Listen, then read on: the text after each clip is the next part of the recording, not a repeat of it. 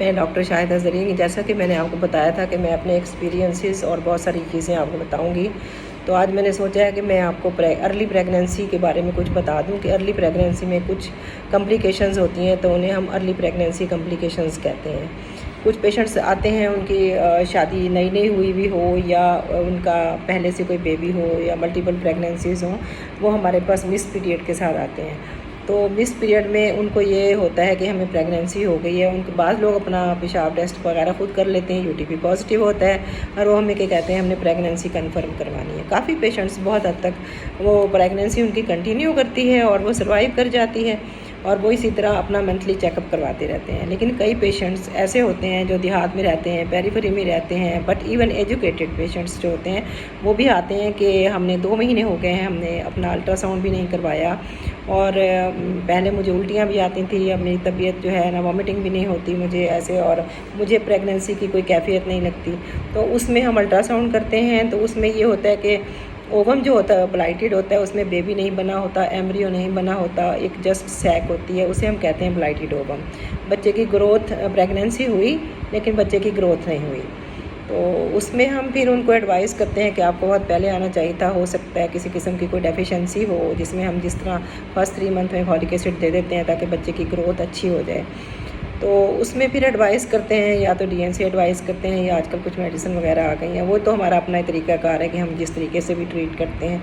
उसके अलावा सेकंड जो होता है, पेशेंट बाज़ आते हैं उनको बहुत ज़्यादा वॉमिटिंग होती है, वो बहुत परेशान होते हैं और उसे हम कहते हैं हाइपरेमेसिस ग्रेविडेरम। उसमें बहुत ज़्यादा वॉमिटिंग होती है, पेशेंट ना कुछ खा सकता है ना पी सकता है। उसमें उनको हम एंटीएमेटिक भी देते हैं तो वो भी असर नहीं करती हैं, फिर उनको एडमिट करके ड्रिप्स वगैरह लगानी पड़ती हैं और बहुत मुश्किल हो जाता है। उनका बच्चे का पानी कम हो जाता है, वो पानी भी नहीं पी सकती। तो ये भी एक कॉम्प्लिकेशन है ना प्रेगनेंसी की। इसमें बस डॉक्टर के पास फ़ौरन जाना चाहिए, बजाय इसके कि बीपी लो हो जाए और पेशेंट का जो बच्चे की ग्रोथ है वो भी रुक जाती है। तीसरा जो है उसमें कि पेशेंट को प्रेगनेंसी हुई है, उसका यूटीपी पॉजिटिव है, लेकिन वो 2 महीने के बाद आ गई है कि हमने चेकअप करवाना है क्योंकि मुझे राइट एंड लेफ़्ट साइड पे पेन हो रही है। अब लेफ़्ट साइड में पेन भी हो रही है और फिर थोड़ी थोड़ी ब्लीडिंग भी हो रही है। अब हमने उसका अल्ट्रासाउंड किया, हमें अल्ट्रासाउंड में कोई प्रेगनेंसी नहीं नज़र आई, तो हम फ़ौरन हमारा दिमाग उधर जाता है कि इसको इंट्रा यूट्राइन प्रेगनेंसी नहीं है, तो फिर एक्स्ट्रा यूट्राइन प्रेगनेंसी होगी। एक्स्ट्रा यूट्राइन मीन हम इसे एक्टोपिक प्रेगनेंसी कहते हैं। तो ectopic pregnancy is very dangerous. उसमें ये होता है कि या तो अगर वो पेशेंट अर्ली वक्त पर आ गई और वक्त पर डायग्नोज हो गया, हम सर्च आउट करते हैं कि ये एक्टोपिक ट्यूबल होगी तो ट्यूब रप्चर हो जाएगी। तो उसमें ये होता है, हम उन्हें एडवाइस कर देते हैं मेडिसिन वगैरह या उनको जो भी हमने ट्रीटमेंट देनी होती है तो उनको डायग्नोस करके बताते हैं कि ये तुम्हारी ट्यूब है, इस तरह ये रप्चर होने वाली है, तो इसको ऑपरेट होगा और या जो भी हम करेंगे इस तरह। तो या तो पेशेंट हमारे पास आते हैं, उसमें पेशेंट की हिस्ट्री होती है कि ब्लीडिंग भी हो रही है, पेट भी टेंडर है और 2-3 दिन से मुझे बहुत शदीद पेन हो रही थी और अब शदीद पेन तो इससे भी ज़्यादा शुरू हो गई है और पेट भी टेंडर हो गया है और पेट फूल भी रहा है मेरा। उसमें तो बहुत ख़तरा होता है, उसमें रिस्क होता है। उसमें ये होता है कि एक्टोपिक जो है वो रप्चर हो गई है। अब अल्ट्रासाउंड में वो फ्लूइड भी नज़र आ जाता है, सब कुछ नज़र आता है। इमीडिएट उनका ब्लड अरेंज करवा के तो उनका फिर लेप्रोटमी होती है और फिर वो सारा का सारा प्रोसीजर होता है। एक्टोपिक प्रेगनेंसी वो सारी रिमूव होती है, उनकी ट्रीटमेंट होती है। लेकिन उसमें बड़ा रिस्क होता है, उसमें पेशेंट शॉक में भी जा सकता है और पेशेंट को जो एब्डोमेन में है और भी प्रॉब्लम्स हो सकती हैं। इसलिए हम लोग हर पेशेंट को कहते हैं कि आपको जैसे ही प्रेगनेंसी हो फ़ौरन डॉक्टर के पास जाएं, चेक करवाएं और अपना हर महीने रेगुलर चेकअप करवाएं। बाज़ दफ़ा पेशेंट आता है हमारे पास कि उसका प्रेगनेंसी हुई थी और अब उसे ब्लीडिंग स्टार्ट हो गई है।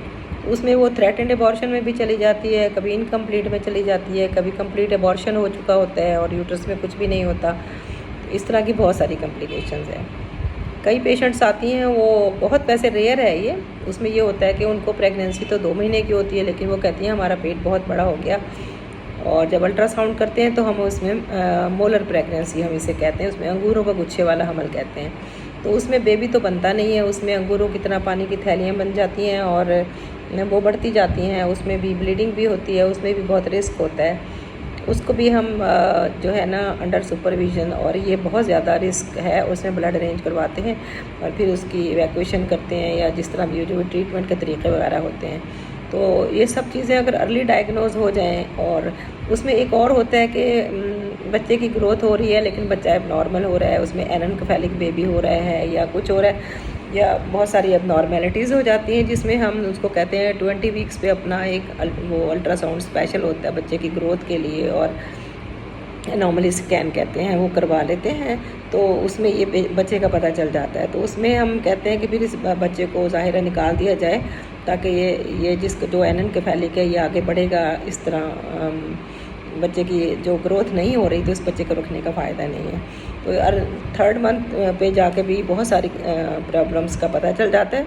बाज़ दफ़ा पेशेंट हिस्ट्री के साथ आता है कि हमारे 2-3 बच्चे जो वो ज़ाया हो गए हैं और बस कुछ घर पे हो गए हैं, कुछ ये हो गए, लेकिन हम उनका ब्लड ग्रुप ही नहीं हुआ हुआ होता। तो सबसे पहले तो मैं ये पेशेंट को कहती हूँ कि जब आपको प्रेगनेंसी हो और पीरियड मिस हो जाए, ख़ास तौर पे जब आपकी फ़र्स्ट प्रेगनेंसी हो, तो आप अपना ब्लड ग्रुप ज़रूर चेक करवाएं, क्योंकि अगर ब्लड ग्रुप माँ का नेगेटिव है और बाप का पॉजिटिव है तो उसमें RH इनकम्पैटिबिलिटी हो जाती है, और ये कई दफ़ा अबॉर्शन होने के बाद पेशेंट का किसी अच्छी डॉक्टर के पास जाएँ तो वो ब्लड ग्रुप करवा लेती है कि इसके बार बार बच्चे क्यों ज़ाया हो रहे हैं ना। तो उसमें पता चलता है कि RH इनकम्पैटिबिलिटी और ब्लड ग्रुप नेगेटिव है। ये भी बहुत ज़रूरी है ब्लड ग्रुप करवाना, और उसके अलावा फॉलिक एसिड देना भी फर्स्ट 3 मंथ में बच्चे की ग्रोथ के लिए बहुत ज़रूरी है। तो ये मेरा मशवरा है कि जैसे ही प्रेगनेंसी हो, ये फर्स्ट है ख़ास तौर पे, उसमें ब्लड ग्रुप करवाएं, और अगर मल्टीपल प्रेगनेंसी है तो उसमें हर महीने अपना चेकअप करवाएं और किसी दाई वगैरह को दिखाने की ज़रूरत नहीं है। और कई पेशेंट्स ऐसे भी होते हैं जिनके मल्टीपल अबॉर्शंस हो रहे हैं और उनको पता नहीं होता, फिर उनको चेक किया जाता है तो पता चलता है कि इनको स्टिचिंग होगी ताकि वो सर्वाइकल एनसेफेलाइटिस हो जाए, और वो भी हम 2.5 महीने पे या 3 महीने पे करते हैं जैसे, और पेशेंट को बताते हैं कि तुम्हें टांका लगेगा और उसके बाद तुम्हारी प्रेगनेंसी आगे बढ़ेगी।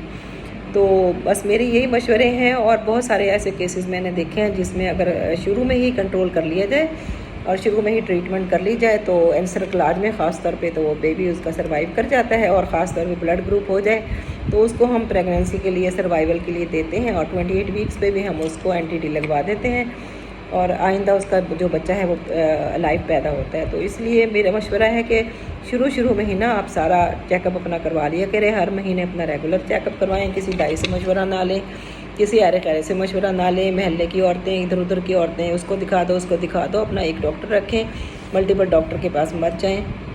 जो आपको पसंद हो, जहाँ भी जाना हो अपना रेगुलर चेकअप करवाएं, अपनी डाइट का ख्याल रखें और अपना खुद ख्याल रखें। मेरा मशवरा ये है। तो ये मेरा आज का लेक्चर था, तो इसके बाद अल्लाह हाफ़िज़।